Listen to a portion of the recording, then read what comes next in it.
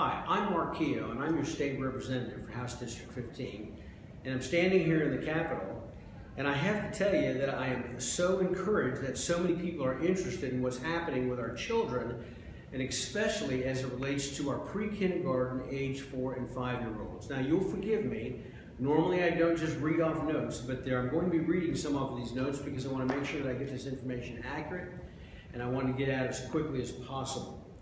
You know, the fact that you love the kids resonates with me, and I am genuinely excited about having the opportunity to share with you why I voted for this high-quality pre-kindergarten program in House Bill 4. Did you know that pre-kindergarten has been with us since 1984 and has applied to 4-year-olds and 5-year-olds and can be either all day or half day and only applies to a specific group of kids in various areas of the state? That's right. 4- and 5-year-old kindergarten has been with us since 1984. That's over 30 years. You know what is remarkable? The program has been receiving funding from the state during this time that amounts to billions of dollars, and whether we voted for or against House Bill 4, the money is going to continue to be spent. Over the next 2 years, we will automatically spend upwards of $2 billion on this program, but what is more remarkable is that we will do this where there is almost no accountability in relationship to how the money is being spent. We give the money to a school district, and they basically do what they want with it. Now, as I studied the bill, I was amazed at the elements within its pages that addressed issues that most reasonable people would have with our educational enterprise. I mean, who wants to spend $2 billion and not know where the money's going? I don't, and I know you don't. So I voted for this bill for the following reasons. 1, this bill requires financial accountability. On page 4 of the bill, lines 7 through 26, this is what it says. A school district that receives the funding under subsection B may use the funding only to improve the quality of the district's pre-kindergarten programs.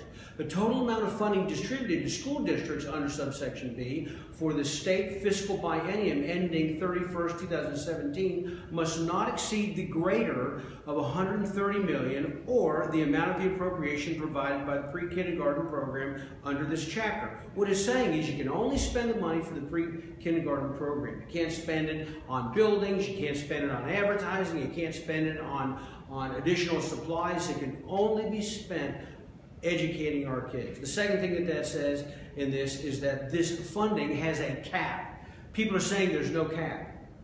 They haven't read the bill. There is a cap. And the money that it says appropriate provided the pre-kindergarten program under this subchapter has already been set aside. It was part of our Article 11 and has been set aside and is to be used if needed. Now, the second reason I voted for the bill is that it requires assessment and expected learning outcomes without standardized testing. Listen to this. On page 6, line 20 through page 7, line 7, program evaluation. A school district shall select and implement appropriate methods for evaluating the district's program classes by measuring student progress and make data from the results of program evaluation available to parents. It's mandated. A school district may administer diagnostic assessments to students in a program class to evaluate student progress as required by subsection A, but may not administer a state standard assessment instrument. An assessment instrument administered to a pre-kindergarten program class must be selected from a list of appropriate pre-kindergarten assessment instruments identified by the commissioner. So this has with it no standardized testing, and they have a list of possibilities that they can use. So there is some individual involvement here, which, by the way, now leads to my third reason. Do you know that this has a family engagement plan? That's right. On page 6 of the bill, line 1 through 19, family engagement plan. A school district shall develop and implement a family engagement plan to assist the district in achieving and maintaining high levels of family involvement. Are you kidding me? I've never heard of anything like this. And positive family attitudes towards education. The family engagement plan must be based on family engagement strategies established under subsection B, and it goes on and on. That is remarkable. I couldn't believe this when I read this bill. My fourth reason for voting for this bill is that it requires teacher training.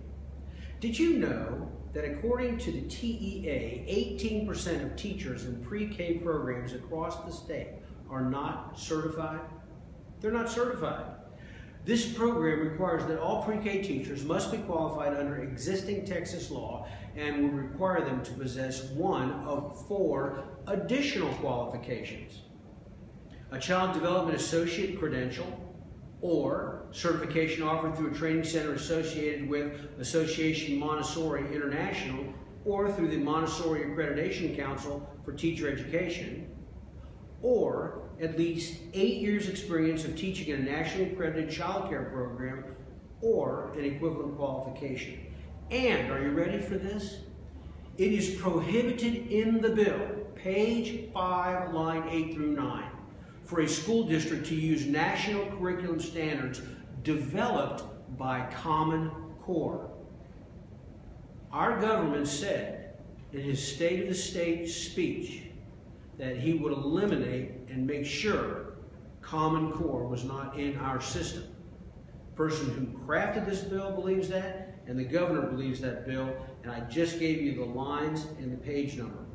Reason 5 that I voted for this bill: collaboration with private providers. Did you know that under this plan, the public school is able to contract with private schools that meet certain requirements? That's right. Page 8, lines 8 through 11 says this: eligible private providers. A school district participating in the program under this subchapter may enter into a contract with an eligible private provider to provide services or equipment for the program. People, this is the first time ever that private and public schools and charter schools have legislation to work together in order to help our children. Now, I've just given you 5 good, solid reasons why I voted for this bill. But in case there's any question, ask me again. So you ask, why did I vote for the bill?